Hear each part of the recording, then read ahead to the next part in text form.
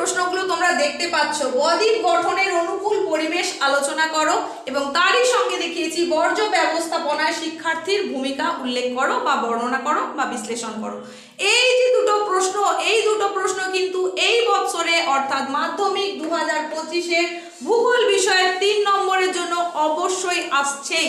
তাই গুরুত্ব বুঝে প্রশ্ন দুটো এখনই তুমি দেখে নাও, যাতে আগামীকালকের পরীক্ষায় তুমি অবশ্যই লিখে আসতে পারো। প্রিয় মাধ্যমিক পরীক্ষার্থীরা, একেবারে অন্তিম মুহূর্তেই বলা যায় তোমাদের ভূগোল বিষয়ে 3 নম্বরের প্রশ্নের সাজেশন নিয়ে হাজির হয়ে গেছি আমি, তোমাদের এসপি ম্যাম। গুটি কয়েক প্রশ্নের কথা বলবো তোমাদের। এই প্রশ্নগুলো অবশ্যই দেখে রাখতে হবে যাতে আগামীকালকের পরীক্ষা দিয়ে তুমি হল থেকে হাসি মুখে বেরোতে পারো। বিভাগ ঘতে তোমাদের এই 3 নম্বরের ভূগোলের প্রশ্নগুলো থাকে। 4টে প্রশ্ন লিখতে হয়, প্রত্যেক দাগ নম্বরে 2টো করে প্রশ্ন থাকে, একটা অথবা একটা, তার মধ্যে একটা লিখতে হয়।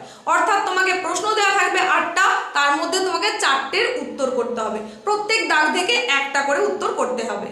আর এই যে 4টে দাগের প্রশ্ন, এই 4টে প্রশ্ন কোথা থেকে থাকবে? প্রাকৃতিক ভূগোল থেকে 2টো প্রশ্ন থাকবে, একটা করতে হবে। আঞ্চলিক ভূগোল থেকে 2টো প্রশ্ন থাকবে, একটা করতে হবে। আর 2টো নির্দিষ্ট অধ্যায় তোমাদের সিলেবাসের অন্তর্গত, সেখান থেকে 2টো করে 4টে প্রশ্ন থাকবে, করতে হবে 2টো। সেই অধ্যায় 2টো কি সেটা পরবর্তীতে জানিয়ে দিচ্ছি। যেহেতু তোমাদের ভূগোল বিষয় সিলেবাসটা একটু বেশি, তাই এখানে কিন্তু তোমার এটা ভাবলে চলবে না অনেক প্রশ্ন হয়ে যাচ্ছে। এই প্রশ্নগুলো করলে তুমি অবশ্যই এখান থেকে 4টে প্রশ্ন 3 নম্বর করে যে 12 নম্বরের থাকে অবশ্যই তুমি লিখে আসতে পারবে। একটা প্রশ্নের কথা অলরেডি তোমাদের বলেই দিয়েছি, বদ্বীপ গঠনের অনুকূল পরিবেশ আলোচনা করো। তারই সঙ্গে সঙ্গে তোমাকে যে প্রশ্নগুলো এবার দেখে নিতে হবে খুব ভালো করে, সেটা হচ্ছে উষ্ণ মরু অঞ্চলে বায়ুর কাজের প্রাধান্য দেখা যায় কেন? ভেরি ইম্পর্টেন্ট প্রশ্ন, অবশ্যই এটাও দেখে রাখবে। 3 নম্বর হিসাবে যে প্রশ্নটার কথা বলবো সেটা হলো সুন্দরবনের ওপর বিশ্বব্যাপী জলবায়ু পরিবর্তনের প্রভাব বর্ণনা করো। এটাও কিন্তু খুব ইম্পর্টেন্ট প্রশ্ন, অবশ্যই দেখে রাখবে। নেক্সট হিসাবে যে প্রশ্নটার কথা বলছি সেটা আরো গুরুত্বপূর্ণ, অবশ্যই দেখতে হবে। চ্যানেলে আগেই করে দেওয়া আছে, প্রয়োজনে তোমরা সেটাও দেখে নিতে পারো। আজকের ভিডিওর ডেসক্রিপশন বক্সেও লিংক পেয়ে যাবে, চাইলে সেটা দেখে নিতে পারো। প্রশ্নটা হচ্ছে মৌসুমী বায়ুর ওপর জেট বায়ুর প্রভাব উল্লেখ করো। খুব ইম্পর্টেন্ট প্রশ্ন, অবশ্যই দেখে নেবে। লাস্ট যে প্রশ্নটার কথা বলবো সেখানে আমি কয়েকটা পার্থক্য বলছি, পার্থক্যগুলো অবশ্যই দেখে রাখবে। সেটা হচ্ছে ভরা জোয়ার এবং মরা জোয়ারের পার্থক্য, গিরিখাত ও ক্যানিয়নের পার্থক্য, সমুদ্র বায়ু ও স্থলবায়ুর পার্থক্য। এদের প্রত্যেকটাই কিন্তু চ্যানেলে আগেই করে দেওয়া আছে, প্রয়োজনে তোমরা সেগুলো দেখে নিতে পারো। তাহলে 4-এর 1 দাগের প্রশ্ন কমন পাওয়ার জন্য তোমাদেরকে প্রশ্নগুলো বলে দিলাম। এরপরে 4-এর 2 দাগে 2টো প্রশ্ন থাকবে। এই 2টো প্রশ্নই মাত্র একটা অধ্যায় থেকেই থাকবে। সেই অধ্যায়টা হচ্ছে বর্জ্য ব্যবস্থাপনা। এটা তোমরা নিশ্চয়ই জানো, বর্জ্য ব্যবস্থাপনা অধ্যায় থেকে 2টো প্রশ্ন থাকবে, করতে হবে একটা। আমি এখান থেকে তোমাদেরকে 5টা প্রশ্নের কথা বলবো, জেনে নাও কোন কোন প্রশ্ন। একটা প্রশ্নের কথা অলরেডি তোমাদের বলেছি, সেটা হচ্ছে বর্জ্য ব্যবস্থাপনায় শিক্ষার্থীর ভূমিকা লেখো। এটা থাকছে। তারই সঙ্গে সঙ্গে তোমাকে যেটা দেখতে হবে সেটা হচ্ছে বর্জ্য ব্যবস্থাপনায় 4R এর গুরুত্ব উল্লেখ করো। ব্যাস, তার সঙ্গে সঙ্গে 3 নম্বর হিসেবে তোমাদেরকে যে প্রশ্নটার কথা বলতে চাইছি সেই প্রশ্নটা হচ্ছে বর্জ্য পদার্থ ব্যবস্থাপনার গুরুত্ব উল্লেখ করো। এরপর যে প্রশ্নটার কথা বলতে চলেছি সেই প্রশ্নটা কিন্তু ভেরি ইম্পর্টেন্ট প্রশ্ন। প্রশ্নটা হচ্ছে ভাগীরথী ও হুগলি নদীর ওপর বর্জ্যের প্রভাব বর্ণনা করো। এই প্রশ্নটা অতি অবশ্যই দেখে যাবে। তোমাদের যে 2টো প্রশ্ন এই অধ্যায় থেকে থাকবে তার মধ্যে একটা, এটা তুমি ধরেই নিতে পারো। আর লাস্ট যে প্রশ্নটার কথা বলবো, বলেছিলাম 5টা প্রশ্নের কথা বলবো, 4টে অলরেডি বলে দিয়েছি। লাস্ট যে 5 নম্বর প্রশ্নটার কথা বলছি সেটা হচ্ছে বর্জ্যের উৎস ও প্রকৃতি অনুসারে শ্রেণীবিভাগ করে উদাহরণ সহ আলোচনা করো। ব্যাস, এই 5টা প্রশ্ন বর্জ্য ব্যবস্থাপনা থেকে যদি দেখে যাও তার মধ্যে 2টো প্রশ্নই কমন পাবে আশা রাখছি, কারণ অনেক বিচার বিশ্লেষণের মাধ্যমেই কিন্তু তোমাকে এই প্রশ্নগুলোর কথা বললাম। চলে যাব পরবর্তী অংশে, অর্থাৎ 4-এর 3 দাগে যে প্রশ্ন তোমাদের জন্য থাকবে 2টো, সেটা হচ্ছে আঞ্চলিক পোর্শন থেকে, আঞ্চলিক ভারত পোর্শন থেকে।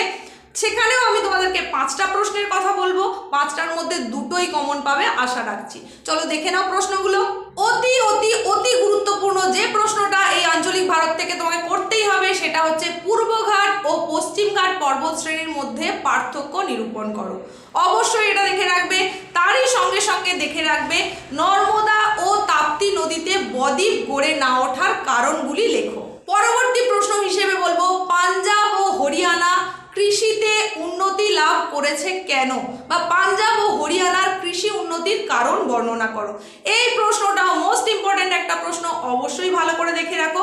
আর পরবর্তীতে আরও একটা পার্থক্যের কথা বলবো, যেটা কিন্তু তোমাকে অবশ্যই দেখতে হবে, সেটা হচ্ছে সামাজিক বনসৃজন ও কৃষি বনসৃজনের মধ্যে পার্থক্য নিরূপণ করো।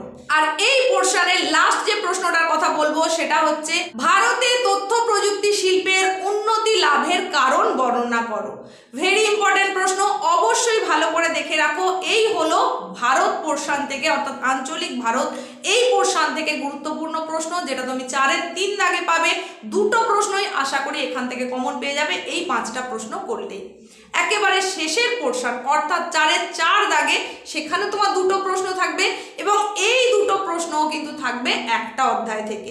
ভিডিও শুরুতেই তোমাদের বলেছিলাম মাত্র দুটো অধ্যায় যদি তুমি ভালো করে করো, যারা একটু দুর্বল প্রকৃতির রয়েছে, পুরো প্রিপারেশন এখনো হয়নি, তাদেরকে এই দুটো অধ্যায়ের কথা বলবো, অবশ্যই দেখবে।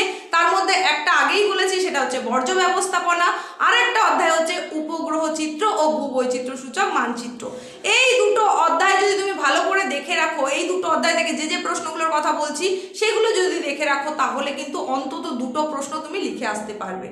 চলে যাব তাহলে ওই অধ্যায়, অর্থাৎ উপগ্রহ চিত্র ও ভূবৈচিত্র্য সূচক মানচিত্র।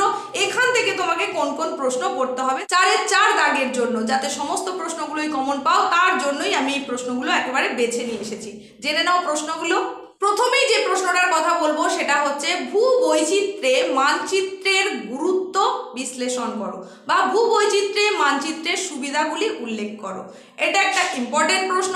তারই সঙ্গে তুমি যেটা দেখে রাখবে সেটা হচ্ছে উপগ্রহ চিত্রের বৈশিষ্ট্য ও ব্যবহার উল্লেখ করো, এটা দেখে রাখবে। আর 3 নম্বরে যে প্রশ্নটার কথা তোমাদের এখন বলবো সেটা হচ্ছে দূর সংবেদনে উপগ্রহ চিত্র প্রস্তুতের পর্যায়গুলি উল্লেখ করো। ভেরি ইম্পর্টেন্ট প্রশ্ন। আর এইরকমই গুরুত্বপূর্ণ নেক্সট যে প্রশ্নটার কথা বলবো সেটা হচ্ছে দূর সংবেদন ব্যবস্থার সুবিধা ও অসুবিধাগুলি উল্লেখ করো। ব্যাস, এখানে 4টে প্রশ্নের কথা বলে দিয়েছি। চলে যাব একেবারে শেষ প্রশ্নে। তবে শেষ প্রশ্নে যাওয়ার আগে বলি, তোমাদের বিভাগ উঙ্গাতে যে 5 নম্বরের প্রশ্ন লিখতে হয়, 4টে প্রশ্ন লিখতে হয়, প্রাকৃতিক ভূগোলের 2টো এবং আঞ্চলিক ভূগোলের 2টো, এর জন্য কিন্তু 2টো ভিডিও অলরেডি পোস্ট হয়ে গেছে, চ্যানেলে আগেই আপলোড হয়েছে। তোমরা যদি এখনো না দেখে থাকো অবশ্যই দেখে নাও। এই ভিডিওর ডেসক্রিপশন বক্সেও লিঙ্ক পেয়ে যাবে। 2টো কিন্তু আলাদা আলাদা পার্টে করা আছে, মানে প্রাকৃতিক ভূগোলের জন্য মাত্র 4টে প্রশ্নের কথা বলেছি, আঞ্চলিক ভূগোলের জন্য মাত্র 4টে প্রশ্নের কথা বলেছি। সেটা দেখে নিলে আশা করি তুমি অবশ্যই কমন পাবে এবং তোমার উপকারে আসবে, ভালো রেজাল্ট করতে অবশ্যই সাহায্য করবে। আগামীকালের পরীক্ষার জন্য তোমাদের প্রত্যেককে জানাই অনেক অনেক শুভকামনা।